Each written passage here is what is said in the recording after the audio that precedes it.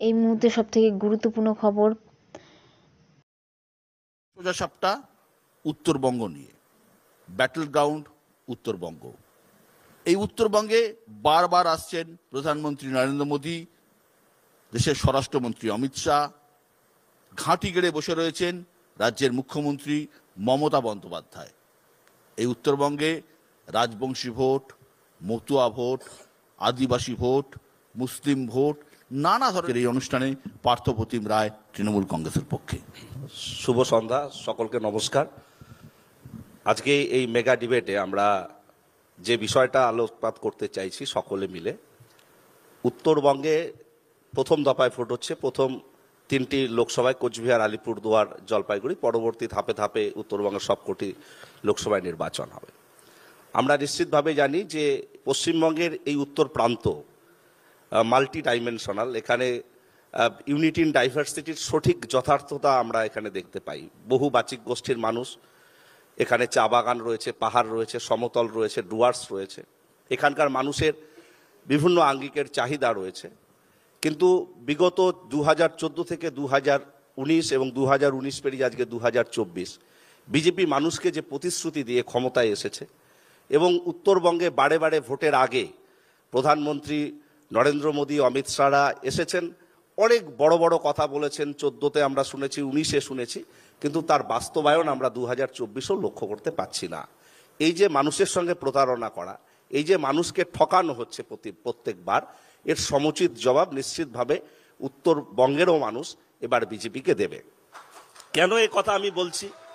আমার মনে রয়েছে 2014-র আগে প্রধানমন্ত্রী প্রত্যেকটা জায়গায় বক্তৃতা দিয়ে গিয়ে বলতেন, আমি চাওয়ালা, চা বাগিচার মানুষের জন্যও তিনি নাকি অনেক কিছু ভাবেন, চা বাগানগুলোকে অধিগ্রহণ করবেন। কিন্তু 2024 আজকে হতে চললো, এখনো চা বাগান অধিগ্রহণ হয়নি।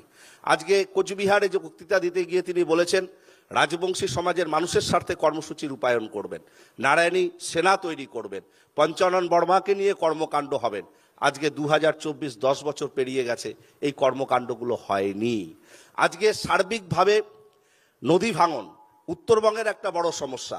নিশ্চিতভাবে একটা রাজ্য সরকারের যে অর্থনৈতিক পরিকাঠামো, সেখান থেকে দাঁড়িয়ে নদী ভাঙন সমস্যা সর্বতোভাবে সমাধান করা সম্ভব নয়। কেন্দ্রীয় সরকারের একটা যথার্থ ভূমিকা দরকার। আজকে ব্রহ্মপুত্র বোর্ড উত্তরবঙ্গের এই নদী ভাঙনে কোনো টাকা বরাদ্দ করে না। আমি সাংসদ থাকাকালীন বারে বারে প্রশ্ন উত্থাপন করেছি, ব্রহ্মপুত্র রিভার ফান্ড থেকে টাকা বরাদ্দ করা হয়নি। গঙ্গার ভাঙন, সেটা নিয়ে কেন্দ্রীয় সরকারের কোনো হেলদোল নেই। এ সমস্ত কিন্তু ভোট বাক্সে নিশ্চিতভাবে মানুষ এবার তার প্রতিফলন ঘটাবে। এবং সব থেকে বড় কথা, বাংলাকে বঞ্চনা যারা করছে, 100 দিনের কাজের টাকা আটকেছে, আজকে আবাস যোজনার টাকা আটকেছে, এবং সব থেকে বড় কথা 100 দিনের মজুরি বৃদ্ধির ক্ষেত্রে বাংলার প্রতি যে চরম বঞ্চনা, 7% বৃদ্ধি হলো বাংলায়, উত্তরপ্রদেশে 11%। কেন এই বৈষম্য? প্রধানমন্ত্রীর কাছে রা নেই। কথায় কথায় সন্দেশখালির কথা বলছে, অথচ মণিপুর সহ, উত্তরপ্রদেশ সহ মধ্যপ্রদেশে মহিলাদের উপর অত্যাচার হচ্ছে, সেখান নিয়ে কোনো কথা নেই। প্রধানমন্ত্রী এলেন 2 দফায়, কোচবিহারে, জলপাইগুড়িতে, ধূপগুড়িতে, ঝড় বিধ্বস্ত মানুষের জন্য তিনি কোনো কথা বলেননি। এটা দুর্ভাগ্য, এটা দুর্ভাগ্য। তার জবাব ভোট বাক্সে পড়বে এবারের এই নির্বাচনে। ধন্যবাদ পার্থ। পার্থ 3 মিনিট বলেছে, তো সুতরাং আমরা প্রত্যেক বক্তাকে 3 মিনিট করে বলার সুযোগ দিচ্ছি। পরের বক্তা নান্টু পাল। নমস্কার, শুভ সন্ধ্যা।